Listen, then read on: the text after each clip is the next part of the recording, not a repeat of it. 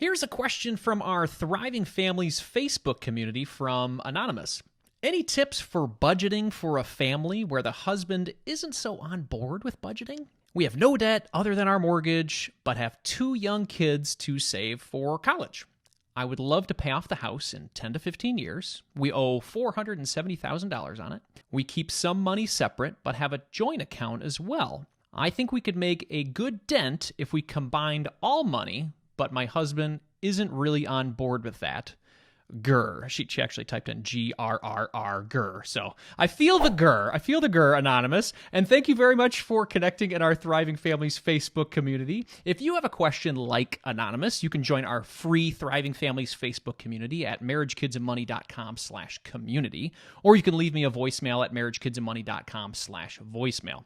Anyway, Anonymous, this is a great question, and I'm sure you're not alone when it comes to this topic. I definitely have some thoughts on the situation myself, being married, but I thought I'd invite a previous guest back on the podcast to help me answer it. So today, I'm happy to be joined by #1 New York Times bestselling author and experienced family finance expert, Rachel Cruze. She's also the host of the popular Rachel Cruze Show, which helps Americans learn the proper ways to handle money and to stay out of debt. And for those of you who have been longtime listeners, you may remember that we had Rachel on the show in 2018, and we were discussing contentment in the age of Instagram. So if you want to check out that episode, go to marriagekidsandmoney.com/session 102.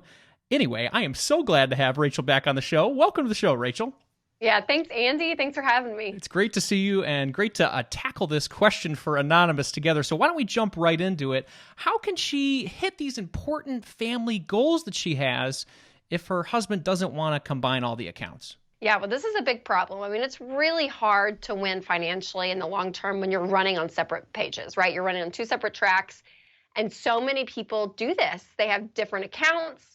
They almost see themselves as roommates when it comes to finances. And so my question would be why? Asking your husband, why don't you want to combine the accounts? What is the big reason you don't want to combine the money and work together? There could be some trust issues there. There could be some entitlement on his side where he says, no, I earn this money. It's mine. I want to spend it how I want to spend it. There's a lot there. And what ends up happening a lot in these situations is you'll realize there's more marriage issues than money issues. And so getting to the root of it and saying the reason why you don't want to combine it and you don't want to become one is a big deal. And so getting to that why, is it because she nags all the time, right? Is Anonymous the one that's like, rah, rah, rah, rah, rah, rah? Well, yeah, no one wants that around. Or again, is it because he has this level of entitlement saying, no, this is my money.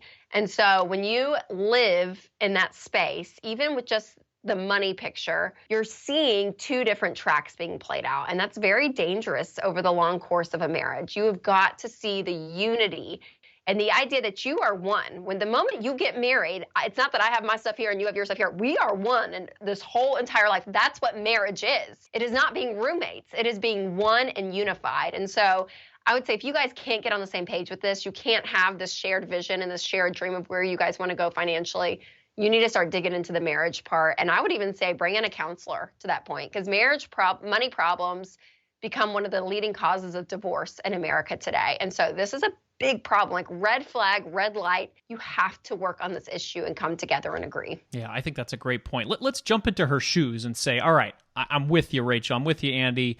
You know, how do I start that effective conversation with my husband right away? Yeah, I would say #1, it's going to take a lot of vulnerability on your end and to say, hey, I'm going to sit down and say, I don't like the fact that we are so separated on this issue. It worries me. I don't like it. I have fear around it. And when he starts to hear your heart, that's going to be a big deal. That's #1, is talking about the emotional side. #2, talks about the tactical side. Hey, even though we don't have debt, I have a dream of paying off the house early. Hey, I want to be able to be saving together towards goals. I want to be able to combine our accounts to say, okay, this is where we're going as a family, and here are my dreams, here are my wishes, here are my goals. Talk about your why, #2. And then #3, you could go very logistical on a logistical aspect and write it out and say, hey, if we combine all of our money and we're focused, not crazy intense at this point, because we don't teach that at Ramsey. Once you're paying down the house, you're not going to be crazy sacrificial at this point. But to say, okay, yeah, if we put X amount away more per month toward the house. Like, we could get it paid off this much faster. We're going to save this much on interest. Like, look at the math side of it all. But again, tackling the emotional side of money is going to be number one for me. Yeah, that's great. And you brought up couples counseling. So if she just automatically gets a block, a stop sign, I'm not having this conversation. We already talked about this, honey. I'm not interested in talking about this. When is it the time to say I need to bring in a third party? Yeah, I mean, I would say sooner than later, honestly. Like, if he is not budging, then yeah, I would say, hey, can we just sit down with someone and walk through this? Because again, there's other issues there that I would want to get to with him, of understanding why. Why is it that you're not willing to combine or willing to get on the same page when it comes to money? And there's probably going to be some stuff there that you're going to dig out. And so I think that's important though, right? Like, getting your marriage healthy in general is automatically going to make your money healthier. Got it. Well, let's play devil's advocate and jump into his shoes and say, you know what? Isn't there a way for us to do this relationship with some separate accounts? Do you think that's possible, Rachel, for people to thrive as a couple if they do have separate accounts? I don't. No. I'm pretty black and white on the issue. I mean, retirement accounts are going to be separate. You're going to have both in your name, your 401ks and Roth IRAs. But it's more on the idea that we are one, and the moment you start separating things. Now, I'm not saying that you lose your identity in marriage. You don't lose who you are. You're going to have different passions. I always laugh. My husband would live in a duck blind in Arkansas if he could move in there. That's where he would be. I would be in Manhattan. I mean, like pre-COVID for sure. I would be in Manhattan. I love it. So I'm like, yeah, we're going to have different interests, different passions. Like, that is who God created us. And that you don't want to lose that. So when you combine your finances, you're not losing your identity, but you are saying, yeah, I trust you enough as my spouse that we're going to work together as a team. And vice versa, that your spouse needs to look at you and say, yeah, I trust you enough that we are going to work together as a team. And the moment you can't trust the money going on, again, there are other things down there that you have got to dig out as a married couple. But when you both are vulnerable and saying, hey, yeah, we're in this together. We're a team. Like, the money, so many couples put money in the middle of each other, and you have to say, no. The money's out there. Our problems, they're out there. It's not between us. Like, we are together in this, and we're going to tackle that together.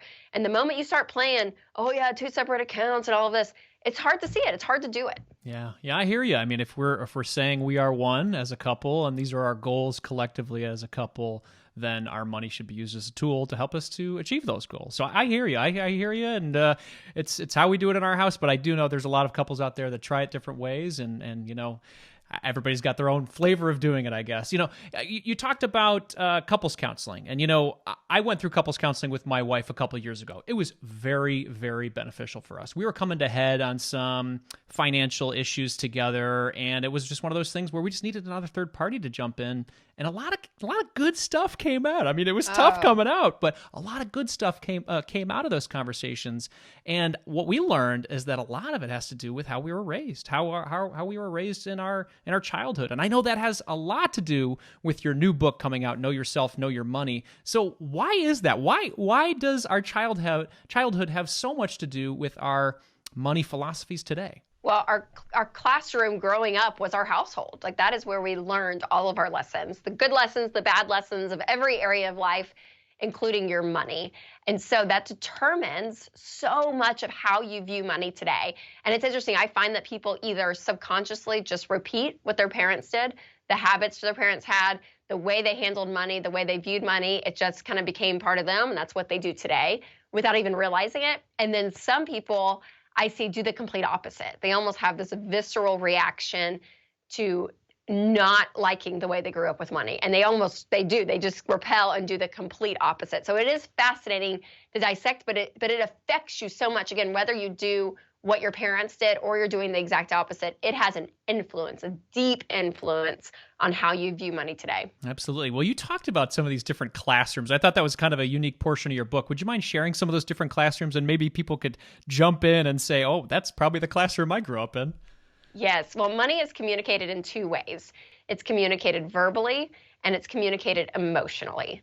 And so when I was writing the manuscript, I realized, oh my gosh, it creates this like graph. I'm like, God gave me a quadrant and I'm so excited about it. Like, here it is. But yeah, it creates these 4 money classrooms. So that first money classroom is the anxious money classroom. And this is where it's verbally closed and emotionally stressed. Not a lot of talk is going on, not a lot of verbal communication, but man, you feel the emotional stress around money. Probably couldn't pinpoint it as a kid because, again, it wasn't talked about, but you felt the tension. Classroom number 2 is the unstable money classroom. And this is where it's verbally open, but emotionally stressed. So it's talked about, you hear money fights. You probably heard your parents have the same money fight over and over again. Someone's spending more than what they need, and you just hear the conflict. Maybe they even fought with extended family members about money, but money conflict was heard, it was loud, and it happens a lot. Classroom number 3 is the unaware money classroom, and this is where it's verbally closed, but emotionally calm. So it's not talked about verbally, but again, you just kind of feel like, oh yeah, it's not a big deal because money's not a big deal. It's how it felt. Your head was probably in the sand a little bit. And then classroom number 4 is the most healthy money classroom of the four, and that is the secure money classroom. And this is where it's verbally open and emotionally calm. So you could have $20 in this classroom or 20 million. It doesn't matter. It's not the amount of money, but it's how it's handled. So probably there's a plan in place. The parents agree on the money. Then there's just a level of control. And then it's verbally talked about. You talk about investing, you talk about the budget, you talk about the debt that's being paid off, you talk about contentment, you talk about spiritually what money means to you and your family and all of that. So again, that classroom number 4 is really where I push my readers to be in their current nuclear family, but it's important to look back and say, hey, this is how I grew up, and maybe this is why I don't like talking about money. Maybe this is why money makes me uncomfortable. Maybe this is why I just want my spouse to take care of everything, and I want to be in the dark because I'm okay with that. I'd rather be in the dark than be in the know. I mean, it just can show so much of why you view money the way you do today. Yeah, I'm sure there's a lot of people listening right now just deciding which classroom maybe they grew up in and how that maybe shaped how they grew up. Now, you grew up as the daughter of Dave Ramsey, so I'm sure your childhood was shaped in a certain way, and I know you shared a lot of that in your book. So how was your childhood shaped based on these money beliefs that you were taught? Yeah, it's funny because, again, as I was writing this book, I was like, okay, classroom number 4. And again, mom and dad were not perfect parents by any means, but I do feel like, they talked about money a lot with us, and there was a budget, it was controlled, and so that classroom number 4 I related to a lot. But I told them that. I said, yeah, I'm writing about this. And I think we grew up in the secure money classroom. And they both looked at each other and started laughing. And I was like, what? And they were like, yeah, because the year you were born, we filed bankruptcy. So like years 1, 2, 3, and 4 of your life, we were in the unstable money classroom. Like, Rachel, we fought all the time with money, like all of this. I just don't have those memories. I was in classroom number 2 early on in my life and then moved to classroom number 4. I got it. Well, I mean, you probably learned a lot from your parents as you grow up. And, I'm a father too, and I'm always trying to teach my kids, maybe that secure money classroom too, a lot of information about what's going on in our lives, what we're doing, the things we've done right, the things we've done wrong.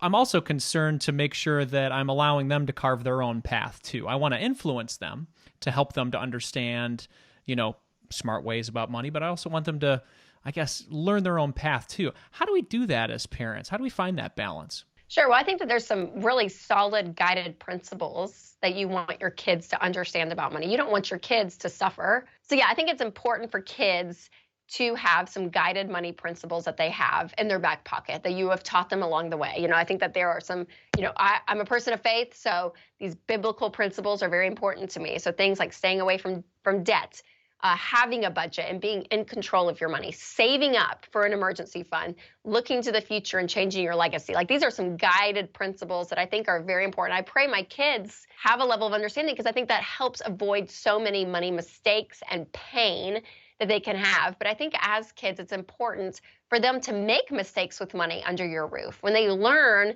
the mistake of not giving, or they learn the mistake of not saving up for what they wanted, or they learn the mistake of spending money on something cheap and it breaks before they even get home and all their hard-earned money is gone forever because, they made this poor financial decision as a 10-year-old.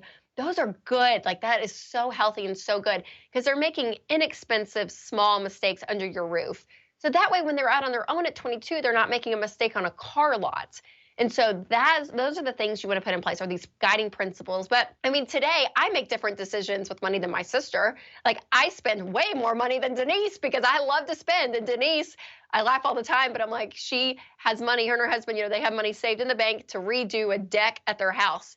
And they've been talking about it for 3 years. And I'm like, redo the deck. And she's like, I don't know, I'm good with it just being here, the money, So they're going to make different decisions. All of your kids are, maybe even than you will. But again, those big guiding principles, I think is what's important that they have instilled in who they are. I think that's great. And, so Anonymous, back to that. I mean, we've covered a lot of gamuts here for you. Obviously, we want to have that conversation with your husband. And if you do need that help, you do need that third-party advice, seek out a financial counselor. And you might find some of these lessons from our childhood are maybe at the core of it, or maybe it's something else. But that's for you to discover together with your spouse and make that goal. So thank you very much for helping us answer this, Rachel. Where can people check you out, maybe listen to your show and connect?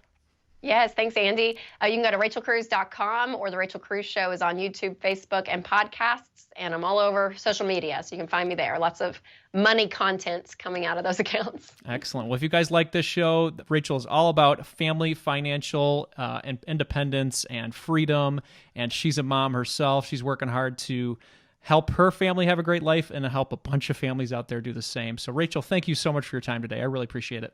Absolutely. Good to see you again, Andy. Thanks.